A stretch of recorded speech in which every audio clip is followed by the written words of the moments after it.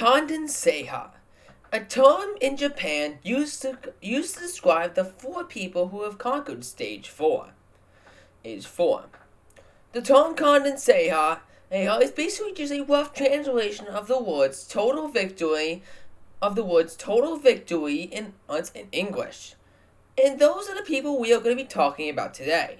The Americans who have conquered Stage 4 or achieved total victory, also known as Kandenseiha. There were 6 of the competitors in total: Geoff Britten, Issac Caldiero, Dreschel, Daniel Gill, Vance Walker, and Bergstrom. We will be going in depth into each one of these ninjas, doing a little bit of a then and now kind of segment, taking you guys throughout their career and each season they competed on, talking about the notable highlights and unique trivia about each competitor, and talking about where they would end up going in their post-total victory seasons and where they are now as of 2025. This is in-depth, yes, but it is a brief overview of their careers. This is mostly just to keep the video structured and nice and under an hour long, but I will still go into heavy detail about these ninjas, because there is a lot to talk about them and a lot of things that people simply just don't know or don't even know about them, especially for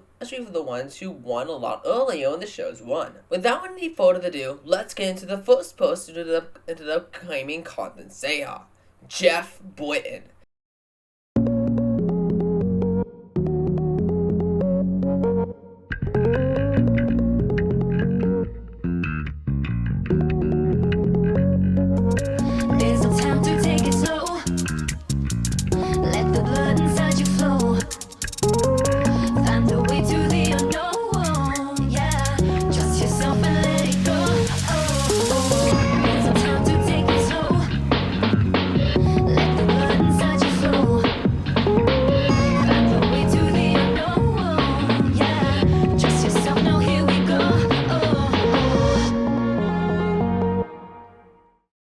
Geoff Britten is notable for many distinctions.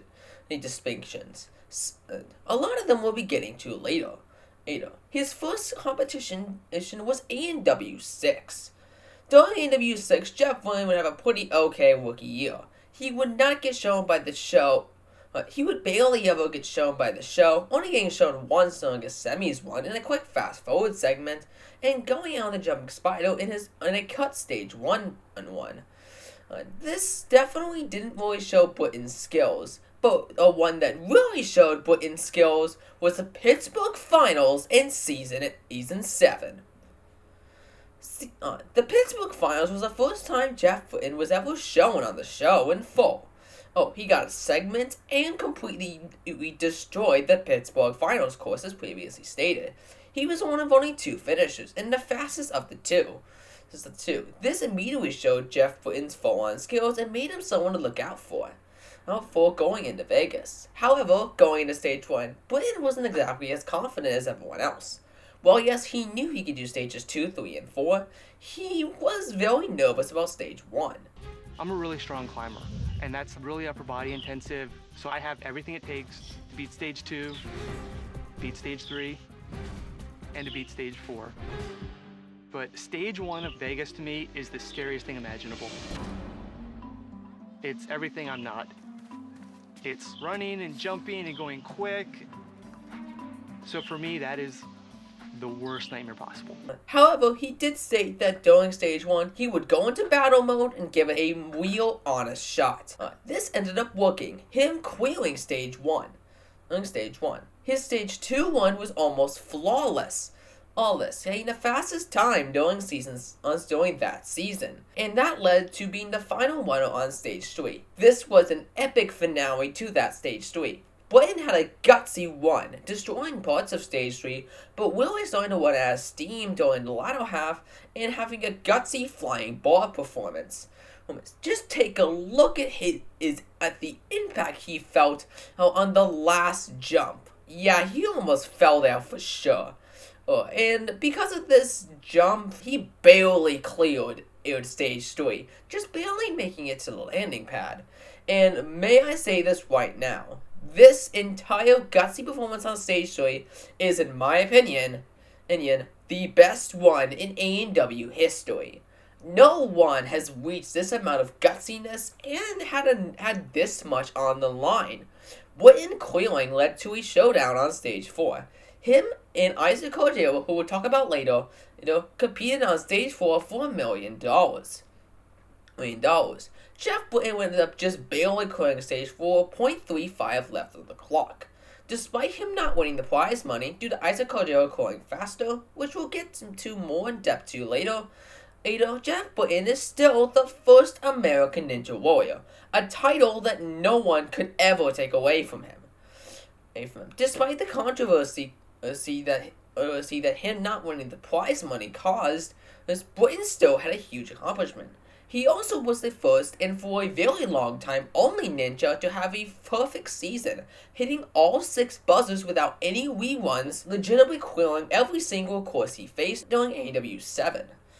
Which is quite the accomplishment, and one that would not be replicated for a full 9 years. From here, Geoff Britten would have a very interesting career post AEW 7. He would end up getting on Team USA, however, was not able to compete due to having a heavy fever right before his run on stage 2. He was medically unable to compete, although he could still watch the runs, as Joe Moroski ended up filling up his spot in Team USA. Team USA ended up winning that year, with Geoff Britten watching on the sidelines, but with this being Geoff Britten's really only notable season doing super duper well, he never really got to show off what he could do on Team USA, which is really unfortunate in my opinion. Regardless, Britten would end up competing in Season 8, having a very, very heavy edit. Britten was by far one of the people with the biggest edit in AEW 8, and getting publicized as a person who could easily win again. However, this all came to a head during Stage 1. To that point, Britten had hit a buzzer in the qualifiers and fell on a snail hopper during the Philadelphia finals. Although not many people really saw this as an issue because no one ended up clearing the semifinals course in Philadelphia. This led to Stage 1 at Vegas, where, as previously mentioned, wasn't exactly Britten's forte. Britten ended up having the shock of the season here, falling on the very first obstacle, Snake 1. Despite taking it surprisingly well in the immediate aftermath, this would still be a huge shock to everyone watching, both at home and on the course. Despite this, Geoff Britten was still heavily regarded, getting the opportunity to compete on Sasuke 32 alongside Drew Dreschel, Casey Gonzalez, and Brent Stephenson. However, Geoff Britten ended up getting injured before Sasuke 32, ended up having to decline his ticket for a flight to Japan in order to compete there, with Geoff Britten never getting a flight to Sasuke 33 due to his temporary retirement from Ninja Warrior competitions following AEW 8. Geoff Britten would be in semi-retirement, serving as a course tester for AEW 9, and competing in AEW 10's All-Star competition on the Dueling Doorknob Grasper. Now, during that competition, it was mentioned that Geoff Britten would end up making a comeback during AEW 11, which ended up happening in the Seattle-Tacoma qualifiers. However, Geoff Britten would end up falling during those qualifiers on the Broken Bridge obstacle, this being his full exit from AEW as a whole. Geoff Britten's run here was dedicated to a man named Travis McDaniel, who was the president of the ATS team, or the course designers for AEW until May 1st, 2019, where he died from cancer. This was never really mentioned on the show in particular, but Geoff ended up noting this on his social media. This would be the last time Geoff Britten ended up competing at all on AEW. And I would cite the main reason for this being just the fact that Geoff Britten was by far the oldest person I am talking about today. Geoff Britten was 36 when he cleared Stage 4, the oldest person ever to claim a condensate in any country up to that point, and even currently. The only person to even come close to rivaling him being Daniel Gildo in Season 15, where he ended up winning at age 30. Geoff Britten was also had a wife and daughter, and was a family guy. One of his main traits during Season 7 was the fact that he was a family guy. He had a normal job and had a work life. I'd honestly would argue that he was the precursor to what Joe Moroski is nowadays. Joe Moroski, he ended up falling into a very similar plight that Geoff Britten was at this time. Joe Moroski now being a father of 3 kids and being a top competitor. Geoff Britten was a father, a top competitor, and thus didn't get to train all that much. So it was a surprise that he even got as far as he did. But due to him being a father and all this stuff, I think the main reason why he isn't competing today is because, well, it's because he wanted his parent his kid. As of now, Britten has basically fallen off the ninja world. He hasn't really been seen all that much and has barely ever been mentioned by the show. On occasion, he's been mentioned as the first American Ninja Warrior, and he was also brought up as comparison during the list of Beer's fail on stage 1 during AEW 10, but nowadays, Britten is barely ever mentioned by the show. But that does not mean the show has completely forgotten about him. Not only did they mention both Geoff and Issac during the most recent season of AEW as part of the top 20 best national final moments in AEW, they also allegedly gave him the call for season 17, asking him to apply to compete again. Geoff ended up declining the ticket, however. On a post on Reddit, he mentioned he wanted to see from season 17 to try to blend the audiences back together, acknowledging the fact that the audiences of the show are looking for different things, but the show should stay at its core focus, interweaving the racing in different ways. As he stated, and a statement I would personally agree with as well, the racing favors the youth, and abso-fucking-lutely. The main reason for this is because of the bad course design I've mentioned in other videos. But despite all this, I would still argue that Britten is pretty iconic. And, of course, has the title of the first American Ninja Warrior, which, as I said earlier, is a title that can never be taken away from him. Next up, we got Issac Caldiero.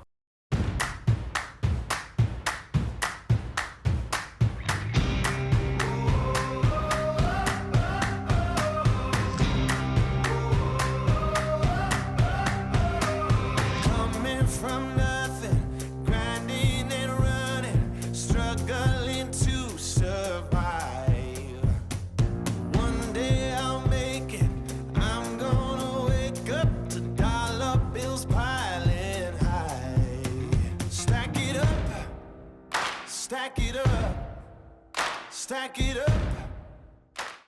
Caldiero had competed on AEW's 5 and 6, having okay enough results in both tournaments. He ended up clearing both the qualifiers and semifinals in both tournaments, falling on the Jumping Spider in Stage 1 during AEW 5 and the Salmon Ladder on Stage 2 during AEW 6. Issac Caldiero was also a member of the Wolfpack during AEW 6. Alongside Ian Doyle, Noah Kaufman, and Brian Arnold. Caldiero ended up competing again in Season 7. Although he could in the qualifiers, he ended up falling on the curved body prop during the Kansas City Finals. Now, this wouldn't really be all that notable on its own if Issac Caldiero wouldn't go on to win AEW 7 as previously mentioned. He had a decent run during Stages 1 and 2, not only being notable but still clearing. And then completely crushed Stage 3, having almost no trouble and being the first ever American to finish the course. Now, technically speaking, Brian Arnold did finish it during AW6's USA vs. the World, or before this, but Issac Caldiero was the first one to do it in a regular competition, and he completely schooled the course. Now, for me personally, I'd say Geoff Britten's one meant more just because of how much more gutsy it was, but you can't deny that being the first person to clear Stage 3 is still a huge accomplishment, and he was the fastest competitor out of him and Geoff. This led to him winning second on Stage 4, and he was a much better rope climber, which led to him clearing Stage 4 in a much faster time, having the record on Stage 4 even today in America, and of course winning the $1 million cash prize. Now, Issac Caldiero winning the cash prize, and Geoff Britten not, despite clearing Stage 4 and even doing better, not falling in the semis, caused a huge controversy at the time. A lot of people were fighting back and forth on if Issac Caldiero should have been if Geoff should have won the money as well. Maybe him and Geoff splitting the money 50-50. Now, Issac would end up getting the full prize, and an American Ninja Warrior trophy, something that Geoff Britten would not get because he technically did not win. The fans ended up fighting back on this one, with Geoff Britten even noting that they had started a GoFundMe for him to raise $1 million upon their own volition. There's even been some controversy. A lot of the fans of the show were confused and didn't quite understand, and they did what they could to give us $1 million, which was amazing, and we'll be forever thankful. It is unknown if this ever reached $1 million, but it shows how passionate the fans were about this controversy. Let's see. In fact, AEW even made stroke a change during AEW 8 to end up revoking this rule, saying that if two competitors won, the money would be split. Until the rule was changed for AEW 11, where a winner ended up happening, where beforehand, with the rule in place, a winner did not happen. Caldiero would end up not having much of a post-Proto victory career, basically retiring after clearing the course. He would be on Team USA and compete in the All-Stars during Season 7, but there wasn't really much to know beyond that. During Season 8, the Obstacle Design Challenge started, and the winner of that challenge would end up getting a day to train with Issac. It is unknown how this day particularly went, or if it ever even happened in the first place, but it is a notable thing to note. Caldiero was also featured heavily in the marketing for Season 8, him even being on a truck for the production crew. Caldiero would end up coming back in Season 10, hitting a buzzer in the qualifiers in Indianapolis, however falling on Block 1 during the semifinals, this being a surprising shock of the season.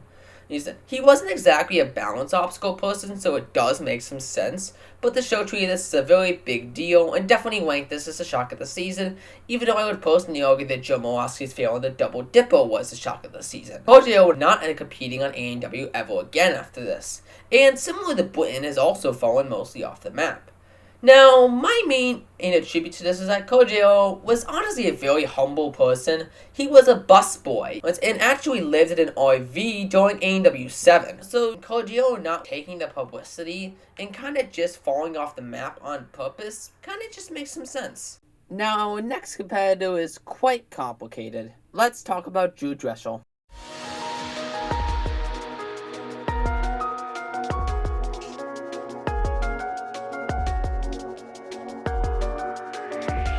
Faint lights pass through colored glass in this beloved place. Silver shines, the world dines, a smile on each face. As joy surrounds, comfort abounds, and I can feel them breaking free. My blackened heart, scorched by flames of force I can't run from. I look to you.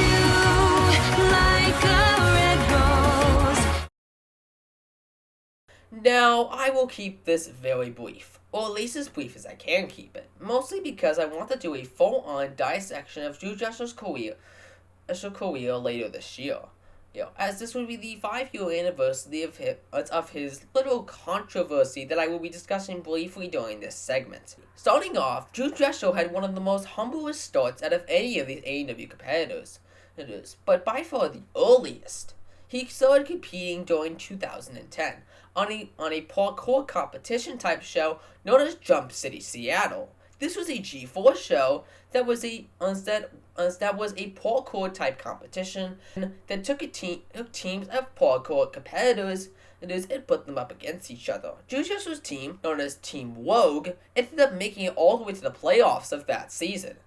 Now, this is mostly notable because this would be where Dreschel would get his start, and he would also compete alongside many AEW legends, most notably Flip Rodriguez. Dreschel and Flip would end up having huge success on Season 3 of AEW, that being their first season. Both were treated as the hotshot rookies for that year, and Dreschel ended up having a very star-studded season, getting all the way to boot camp, which was basically the preliminary finals of AEW 3 after the semifinals, which had the role of clearing the top 15 to the top 10, who ended up going to Japan to compete on Sasuke 27.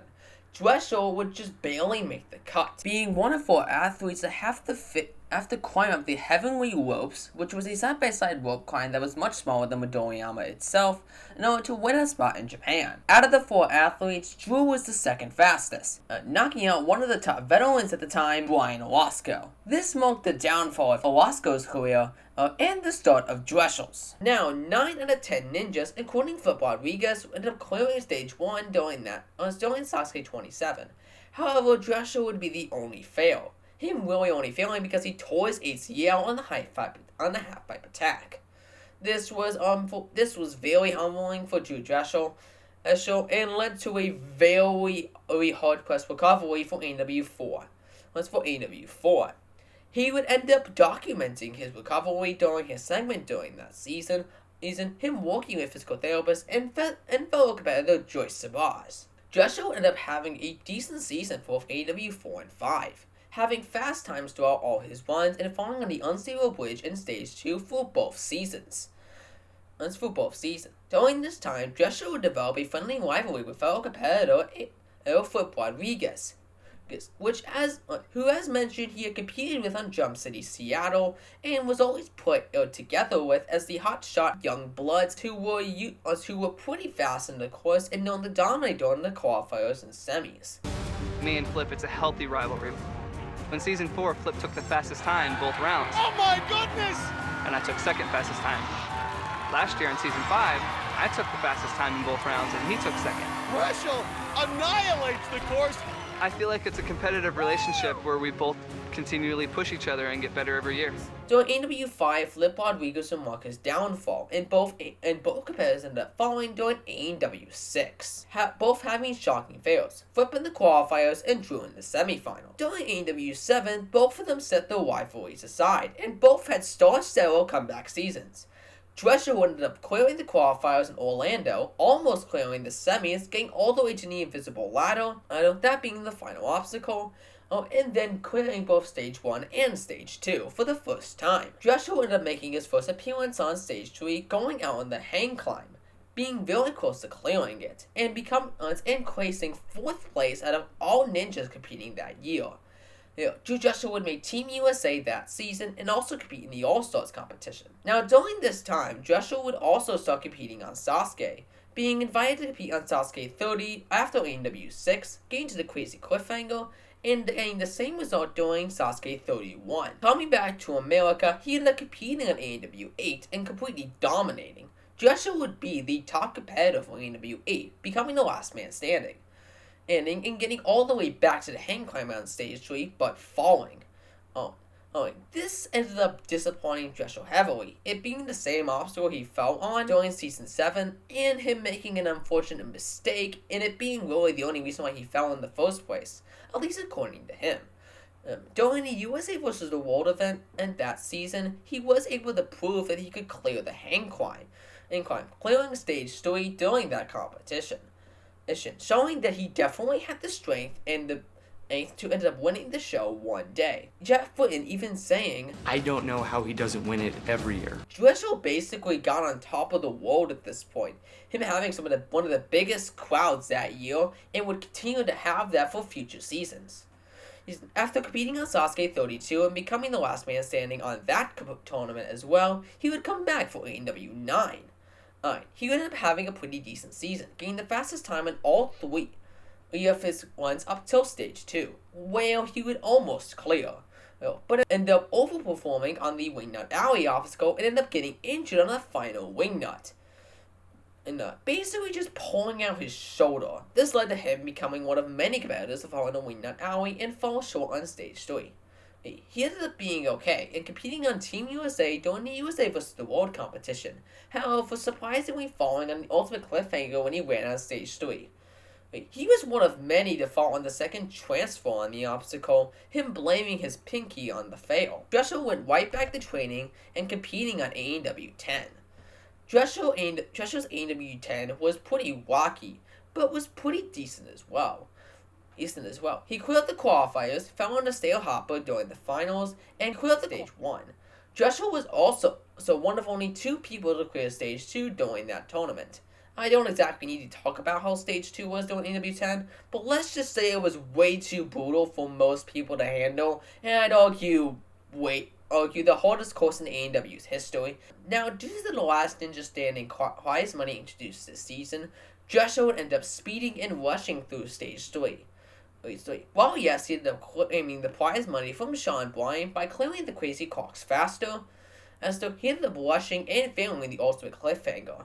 This led to the lowest results of any AEW season since Season 3, and season 3, and a really underwhelming end to the season. Dreschel ended up being the captain of Team USA once more this season, falling on the Cane Lane obstacle on stage 3 during that competition.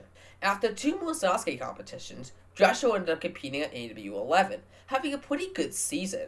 Now, this was definitely Dreschel's elder season for sure. He was becoming a father and was growing a beard by the time the finals were showing up. This was a really interesting shift for him, and you can kind of tell he was starting to get just a little bit cocky. During that season, he ended up winning the safety pass on the Power Tower, also claiming what the show called the trifecta: safety pass and speed pass on the Power Tower and the Mega Wall. Not exactly something that would ever really happen again, as the speed pass would never come back in any future season, but it's something to note for AEW 11. Dreschel would technically fail stage 1 during AEW 11, but got a re-1 due to his safety pass, and ended up clearing. Now this is the main reason why Geoff Britten still has the depiction of being the only person to hit all 6 buzzers without re-1s. Because Dreschel's fail on stage 1 still counts as a re-1, despite him hitting 6 buzzers, maybe even 8 if you want to count his Power Tower buzzers. This still meant that Dreschel did not have a perfect season. As alluded to just now, Dreschel ended up winning AEW 11, clearing stages 2, 3, and 4. Now, Dreschel's post-total victory premiere is the first of the winners to have an actual, really interesting story. I will talk about it very briefly here, and going more in depth during my full video about Drew Dreschel later this year. First off, Drew Dreschel ended up becoming the captain of Team USA later during AEW 11 and compete on the All-Stars competition. Not really notable, but it was during 2020 that things ended up happening. In August 2020, Drew Dreschel was investigated and later arrested on accounts of sexually assaulting a minor way back in 2014. Now, this actually did end up happening, and I'll keep these details brief for the sake of this video, but let's just say that Dreschel was fully guilty and was fully aware of what he was doing while doing the crime. He was not investigated for the crime until he won the prize money. Well, the mother of the victim that Dreschel had sex with ended up seeing a target in terms of Dreschel's prize money. Now, Dreschel would end up spending this money on buying out his gym and from the current owner, being able to rename it to the Real Life Ninja Academy. However, due to the investigation in 2020, Dreschel would end up getting edited out of the future season he ended up competing on AEW 12. Now, AEW 12 was honestly a really lackluster season for Dreschel. While yes, he would get the Mega Wall during the qualifiers, he would lose the Power Tower, fall in the semifinals, fall in the finals, and fail to make the top 8 finals. Now this is really interesting. Dreschel not making the top 8 is the main reason why season 12 even got to air in the first place. Due to the investigations of Drew Dreschel, the AEW production team had to rush edit the season, even delaying the season premiere by a full month. Because he didn't make the finals, he was able to be kind of sloppily edited out of the season, with him only making a couple of censored appearances throughout it, and his results being scrapped from the records. Dreschel would remain in police custody until 2023, where he ended up getting tried for his crimes. During 2024, he was finally convicted and sent to a 10-year sentence in prison. After his sentence, he will have to pay a large fine to the victim's family, and will be forced to register as a sex offender from then on out, and of course banned for both AEW and Sasuke. You can see the ripple effects in both AEW and Sasuke today. Sasuke has never brought up Dreschel's seasons after this event, and of course not allowing him on the show. And AEW has to keep on only alluding to him whenever talking about people who have won the show. And of course editing him out of season 12. This also affected the AEW 11 All-Stars, which aired after Dreschel's investigation. Dreschel competed in 2 different events, both of them having to get omitted and cut from the broadcast. This led to a lot of sloppy editing mistakes for season 12, like RJ Roman's run from the Twist and Soul competition, which Dreschel competed in, still getting shown despite the public never seeing the competition in general. Dreschel's career is definitely the most notable out of everyone here, and this was definitely a very brief overview of it. There's a lot more to this story, which once again I will go over in a later video later this year. But yeah, as of the confines of this video, that is Drew Dreschel's career. Now we got one of Drew Dreschel's former rivals, Daniel Gill.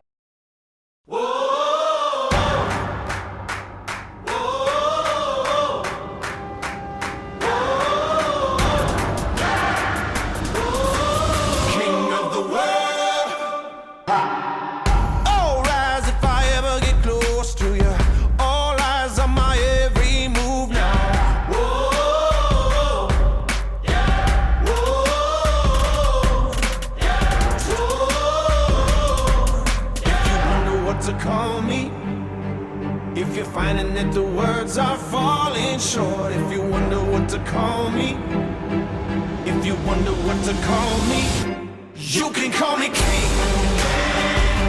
You can call me king of the world.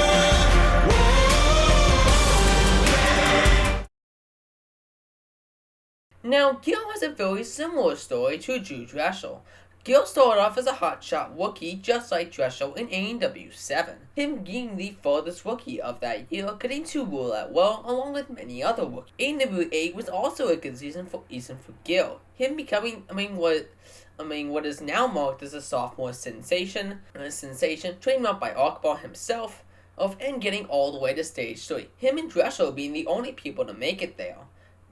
This amazing performance ended up earning him a spot on Team USA and giving him a rivalry with Drew Dreschel. Him and Gill were often compared as the two people who would probably win the show in the future, something that would end up becoming true in the future for both ninjas. Daniel Gill ended up having 2 strong seasons after this, AEW 9 and 10, where he would make it to stage 2 in both tournaments, notably making being the first to clear the Mega Wall in AEW 10. Gill would fall on stage 2 during both tournaments, winning on Alley during Season 9, almost clearing the obstacle, and on Deja Vu during AEW 10. This led to AEW 11, where Daniel Gill would end up having another amazing season. In addition to getting the Mega Wall for the second season in a row, he also would end up clearing both stages 1 and 2, getting the fastest stage 2 time ever up to that point, in a regular competition up to that point. This led to an amazing stage 3 one, where Daniel Gill ended up moving on to stage 4 alongside Drew Dreschel. Gill ended up timing out on stage 4, coming very close to clearing, but not being able to, and coming up just short, becoming AEW 11's runner-up. During season 12, Gill ended up dominating, placing first place in both of his semi-final round and the finals. This led to him placing in the top 8 and dominating there as well. It ended up becoming the total winner of the season. AEW 12 was a lower scale competition due to the COVID-19 pandemic, but Gill still proved that he still had the skills to win, claiming the $100,000 grand prize for that season. Gill's next competition, AEW 13, was a pretty rocky one. He would fall in the qualifiers, this being the first time him ever doing so, but would end up hitting a buzzer in the finals, making the Power Tower. However, Gill ended up catching COVID-19, meaning he was not able to go to Las Vegas to compete there.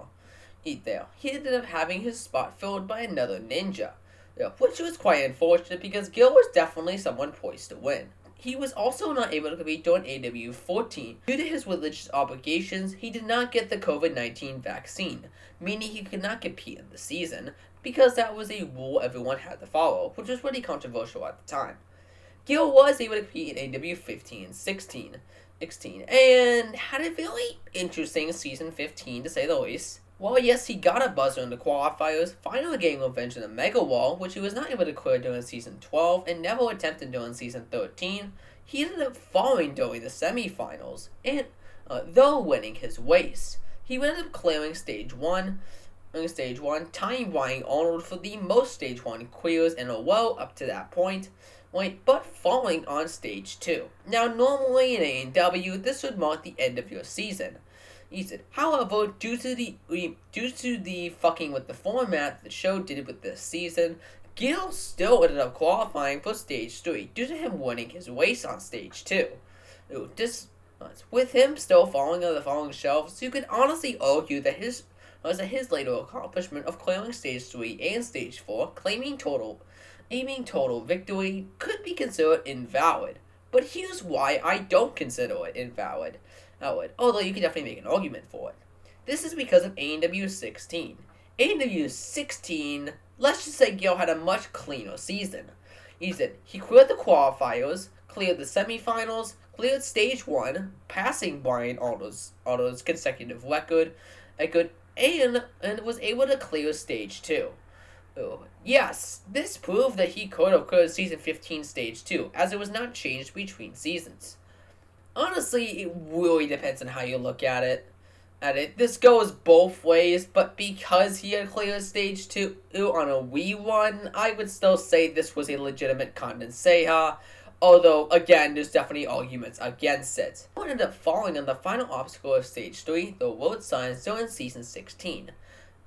Which was a huge surprise, but was kind of just a result of his kind of sloppy but still impressive Stage 3 run. Now, after the filming of AEW 15 and 16, Gil would end up getting invited to compete on Sasuke 41, getting all the way to the cliffhanger dimension. During 2024, Gil would become a father, and compete in both the Sasuke World Cup and Sasuke 42. Gil would end up repeating his performance on Stage 3 in both tournaments, also having a miraculous one in the Sasuke World Cup Stage 1, who ended up injuring his knee, but being able to push Team USA out of a tight position and allow them to move on to the next stage of the competition. And him being part of the reason Team USA was able to get all the way to the final Stage 4 sudden death part of the competition. And going into 2025, that's where Gil's career stood. Honestly, at probably what would be considered its peak. Gil would compete on AEW 17 earlier this year, doing pretty well, making it to the final 32 of that season.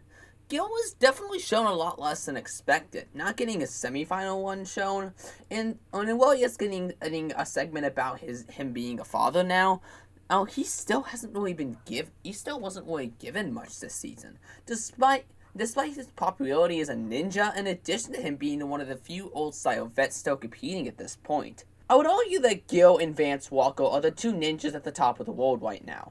Both of them are very popular and just recently won the show, and with Gil being on Sasuke, there was absolutely no doubt that he is popular internationally as well. Time will only tell how Gil's career would come out from here, but it's definitely going to be a long one whether the show goes on or not. Gil still competes in local competitions and travels the country for Ninja Warrior as much as he can. And so, unlike a lot of these other ninjas, Gil definitely is still pretty prominent. And as mentioned earlier, definitely, as long as the show goes on, will have a long career ahead, even with them being slightly older than many of the other ninjas I'm talking about here. Now, this next competitor is quite interesting. I was just talking about someone who is passing their prime in terms of competitor status, in the form of Daniel Gil. Now we are talking about a competitor who's in the exact opposite position. Vance Walker.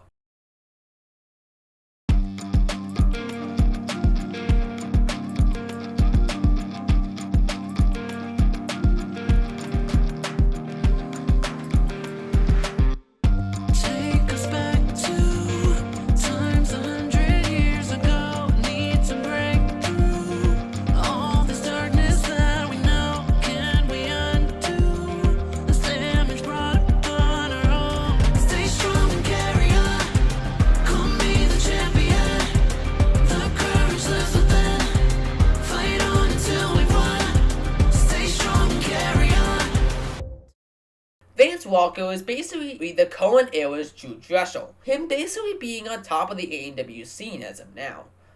However, we'll get to that when we get to that. Vance Walker's career started in a different place than every other person who ended up achieving condensation during their career. Vance Walker started started as a huge fan of the show back at the age of 10, him training to compete on the show since that age, and eventually competing in the first season of AEW Junior during 2018. This would lead to him winning that season along with the second season in 2019. This was an impressive stat to go into his first season with, and already marked him as someone to watch out for when he would get on the big show. Now, a big change for Vance Walker was the show's format change going to AEW 12, as they were going to allow teenagers such as him, age 15 and up, in order to compete on the course directly. This was big for him. This was the big thing he was training for from the beginning, and now he'd get to do it much earlier than he expected. However, he would not end up competing on AEW 12, as would every other teenager who was invited to compete that year due to the COVID-19 pandemic. His debut ended up getting delayed 1 year to AEW 13, where he would get probably the biggest edit at anyone on competing that year, and had an amazing rookie season. Vance Walker was heavily promoted and by far the top teenager they were promoting at this point, and might as well have been the talk about they were talking about, period. As Vance Walker got shown in every one of his runs and got a huge segment each time too. Vance Walker ended up getting all the way to Vegas with a safety pass, clearing stage 1 as well. However, on stage 2, he would end up needing his safety pass, falling on a redesigned version of the double salmon ladder. On his rerun via his safety pass, he ended up becoming the first ninja to clear stage 2, leading to an amazing run on stage 3. Vance Walker made all the way to the second to last obstacle on stage 3, placing third out of all the ninjas who were competing during season 13. This was a huge stat for his rookie season, and with his previous wins on AEW Junior, he was definitely the person poised to win at this point. His status only really being rivaled by fellow competitor Caden Lebsek, who ended up being the last ninja standing during season 13. This led to his next season, AEW 14, being a huge surprise. Vance Walker would end up getting shown during the qualifiers, but following the 5th obstacle, the Salmon Wall, this being a huge surprise. This early fail led Vance Walker to barely get shown after this. His next 2 runs, those being in the semifinals and stage 1, would both be fast forwards, with him falling on the 9th obstacle in the finals and him having a shocking fail to jumping spider on stage 1. This was an interesting year for Vance Walker, and as he later attributed during season 15, he was really feeling the pressure of his previous season. Last season, I put way too much pressure on myself. Even a steady up. Oh no! I went from Mr. Perfect to Mr. Imperfect. I made it to stage 1 in Vegas, but I fell on the jumping spider, leaving the season without a single buzzer. However, he was really determined to win season 15.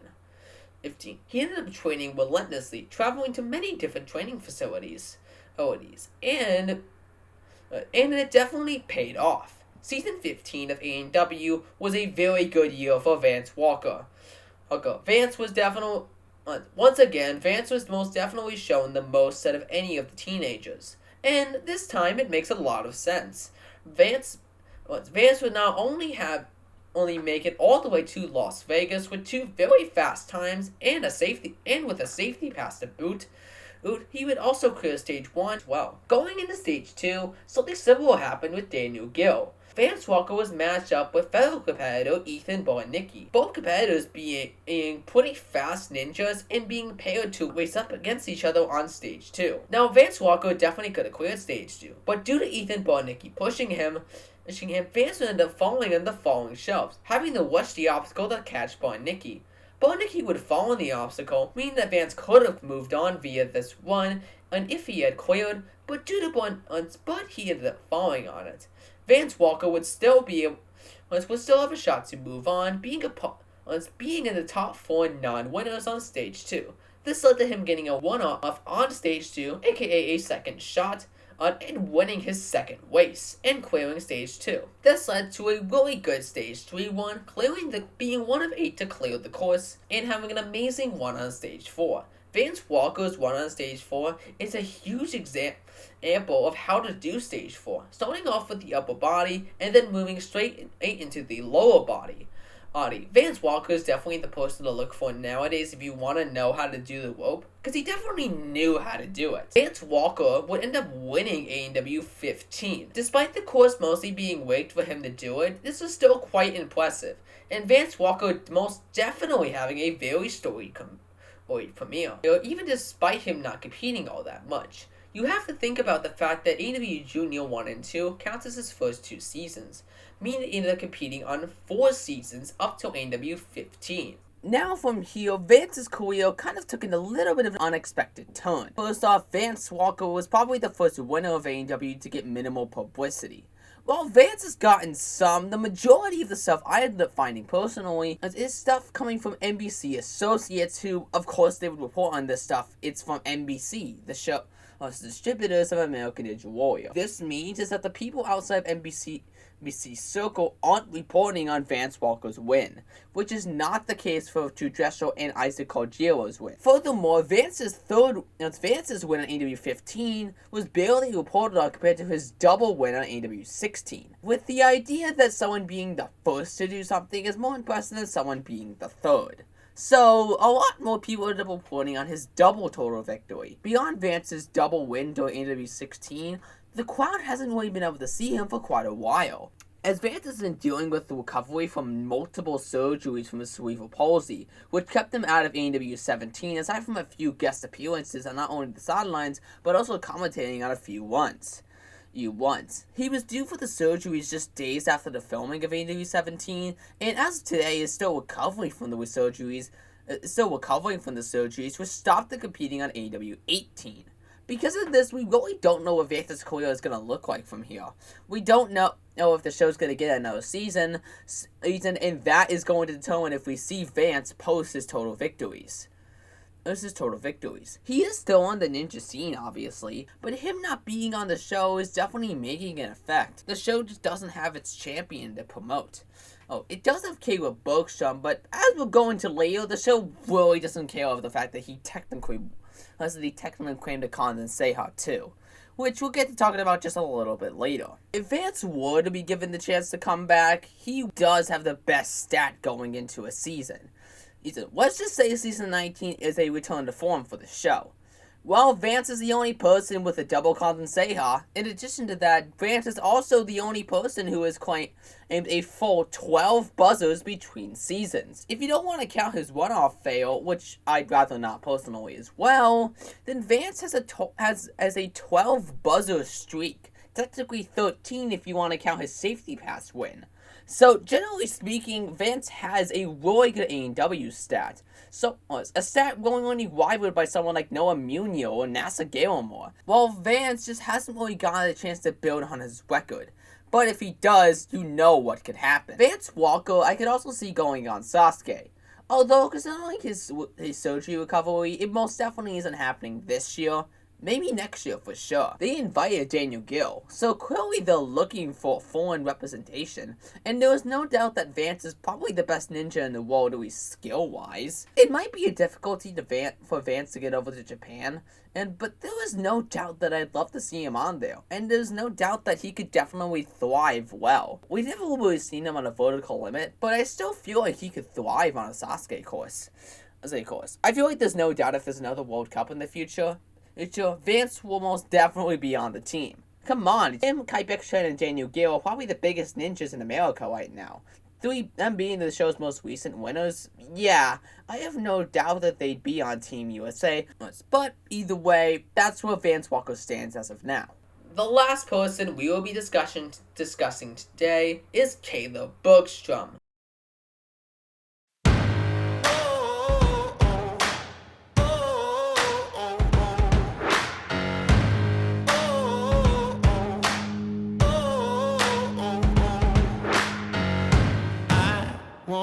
Waste another minute, no, I won't. I'm a man on a mission. I'm a man on a mission. I don't need no permission. I'm a man on a mission. Take it up now, take it up. I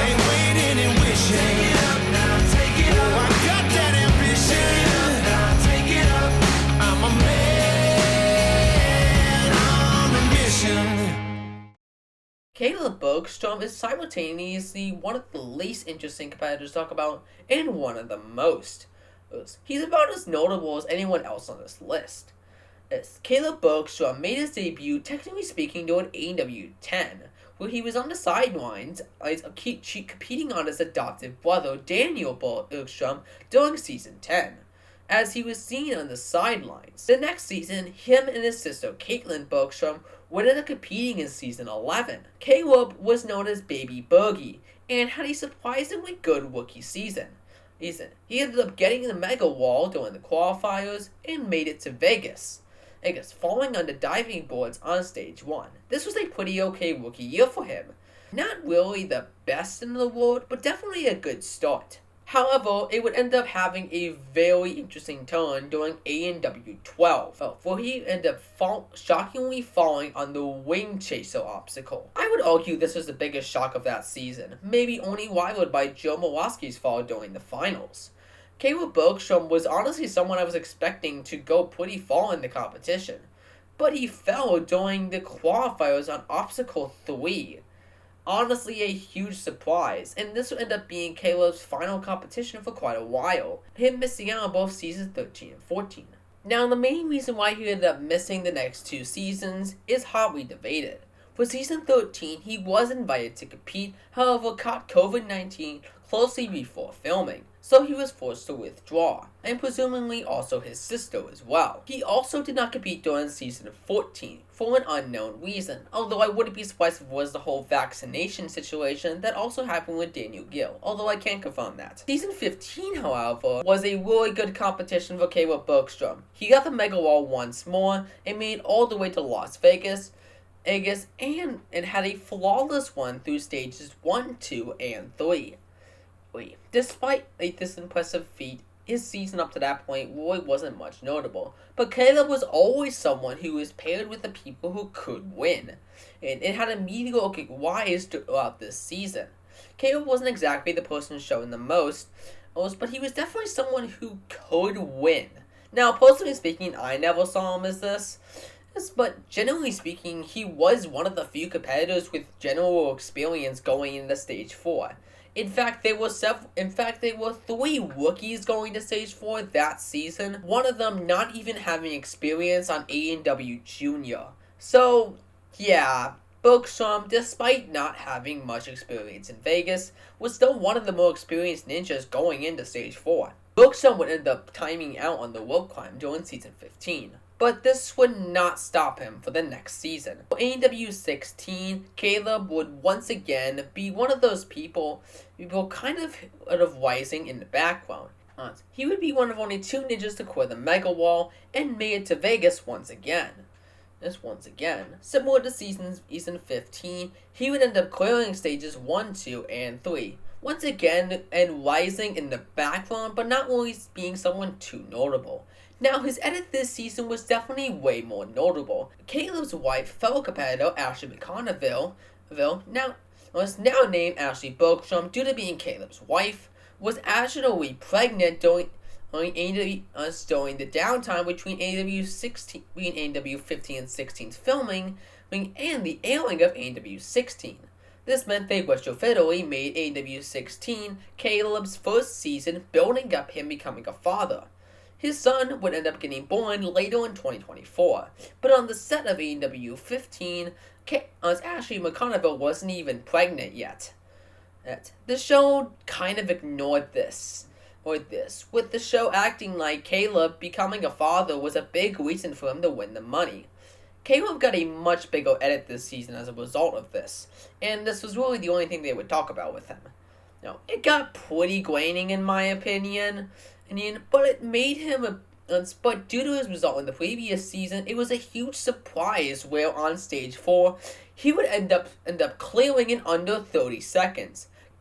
Caleb Bergstrom definitely came out of nowhere on this one. He still had a lot to work on from AEW 15's one, him timing out a ways away from the buzzer. However, it seems to me that he took a lot from Vance Walker's one for the next season. He said he really worked on his upper body. He had a really fast pace going up the tower. This led to him clearing with about a second and a half left. This was unfortunately slower than Vance Walker, who ended up clearing with 2.5 seconds left just earlier that night, but Caleb gaining a condensate is still quite impressive.